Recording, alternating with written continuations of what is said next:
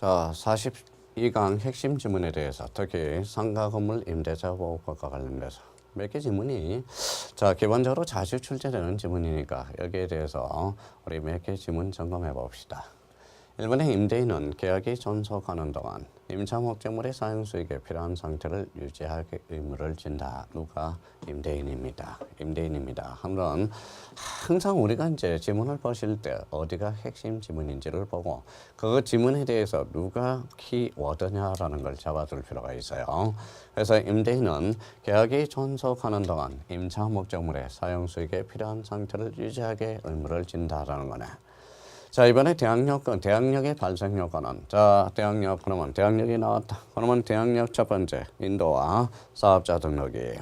자, 거기에 대해서 우선 현재권은 대항력권과 대항력권 플러스 뭐다? 확정일자부야. 대항력이라는 것은 자, 인도 플러스 대표적으로 사업자 등록이 되죠. 그러면 여기에서 중심키는 대항력이죠.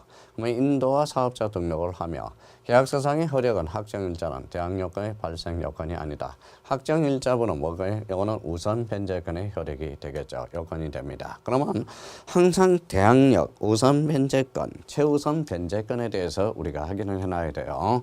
그러면 대항력의 발생 요건은 인도와 사업자 등록이야. 그렇다면 확정일자는 대항력권의 발생 요건은 아니라는 겁니다. 대표적으로 여기 확정일자는 바로 우선 변제의 효력이라는 거. 그거 2번과 관련돼서 이 의미를 구분하는 거. 그러니까 이 2번 지문을 이야기할 때는 대표적으로 상임법이든 중임법이든 대항력, 우선 변제권, 최우선 변제권 그 세 개를 구분하고 일단 책을 읽어 들어가야 된다는 겁니다. 이번은 자, 중요한 지문이 되죠. 자, 3번 지문에 대해서, 3번 핵심 지문에 대해서는 대항력 있는 임차인이 적법하게 상가 건물을 전대하여 임차인이 이를 직접 점유하면서 그 명의로 부가가치세법에 의해서 사업자 등록을 하였다면 임차인은 대항력을 그대로 유지하죠. 여기에서 적법이라는 포인트가 되고요. 전대라는 걸 포인트에. 그러면 적법하게 전대해서 그러면 사업자 등록을 했다면 임차인은 대항력을 유지됩니다. 그러면 거기에 대해서 우리가 아까 뭐라고 그랬어요? 우리 권리금의 내용 중에서 우리 뭐다 전대차는 제외된다고 그랬습니다. 그거까지 결부시켜서 우리가 보셔야 돼요. 요 3번 지문에 대해서는 그러면 3번 지문과 관련돼서 그 의미를 확인해 둘 필요가 있고요.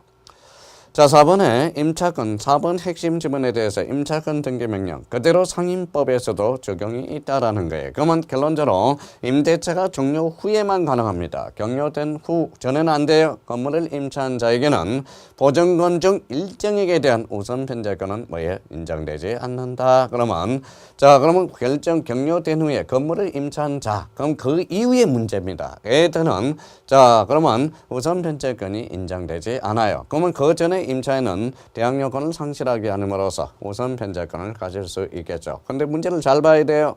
임차권 등기가 격려 뒤에 여기입니다. 건물에 임차한 자에게는 우선 변제권이 인정되지 않죠. 5번에 임차권 등기 명령을 신청을 기각했대요. 법원의 결정에서 임차인은 항고할 수 있게 됩니다. 그래서 자, 임차인은 당연히 항고할 수 있죠. 결정에 대해서 기각을 했기 때문에 왜 그러냐? 그러면 여기에 대해서 항고는 뭐냐? 항고에 대해서는 우리가 항고라는 게 있어요. 이게 대표적으로 자, 민사소송입니다. 자, 민사소송과 비송사건이 있어요. 비송사건이라는 게 있고요. 민사소송이라는 것은 3심제도야. 1심에서 2심으로 가요. 2심에서 3심으로 가요. 그러면 여기는 1심. 우리가 재판에 대해서는 1심에서 2심으로 갈 때는 뭐라고 그러냐? 이거는 항소라고 그래요. 항소. 자, 2심에서 3심으로 가면 이거는 뭔다? 상고라고 그래요.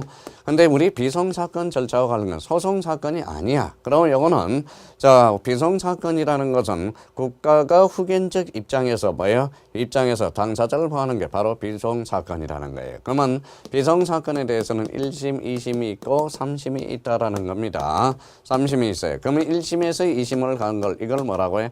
항고라고 그래. 그래서는 재항고라고 그럽니다. 제한고. 그럼 여기에 대해서 결정이야. 결정에 대해서는 이거는 결정에 대해서는 임차인은 항고할 수 있다라는 거예요. 이거는 대표적인 여기에 대해서 이제 불만이 있으면 재판으로 가야 돼. 그게 민사 비송과 비송 사건의 대표적인 비송과 대표적인 차이가 대표적인 거예요. 그러면 우리 민사 소송과 관련돼서 재판을 걸었을 때 1심에서 2심을 가는 걸 상고 다 알고 있을 거예요. 2심과 3심을 가는 걸 상고라고 그래. 비송 사건에 대해서는 1심에서 2심 이걸 항고라고 그러고 3심에서 2심에서 3심을 가는 걸 제한고라고 그래. 그래서 결론적으로 핵심 지문 5번은 항고할 수 있다라는 거네.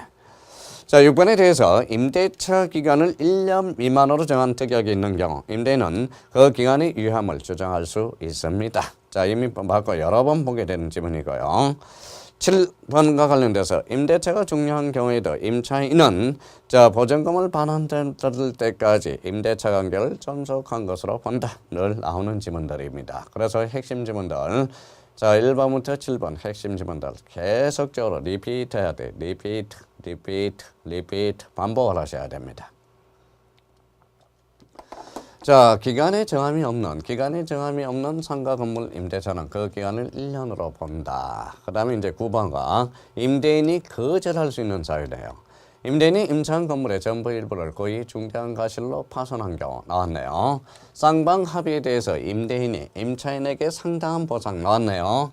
임차인이 상기의 차임에 달하도록 차임을 연체한 사실이 있대요.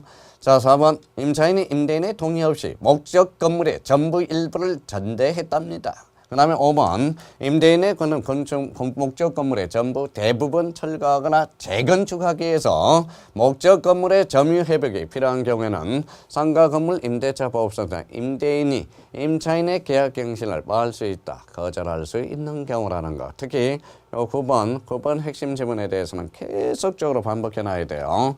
우리 상가 임대차 보호법과 관련돼서 상가 건물 임대차 보호법과 관련돼서 9번 이게 핵심 9번 핵심 지문이 그동안 제일 많이 출제되고 있고 모의고사도 많이 출제하고 있다라는 거. 그러면 여기 한번 보죠. 10번은 임차인이 임차한 건물의 일부를 중과실로 파손한 경우. 또 하나 있네. 분과실이네. 중과실. 자, 임차인이 임대인의 동의 없이 목적권을 전대. 또 보이네. 전대. 임차인이 상기네요.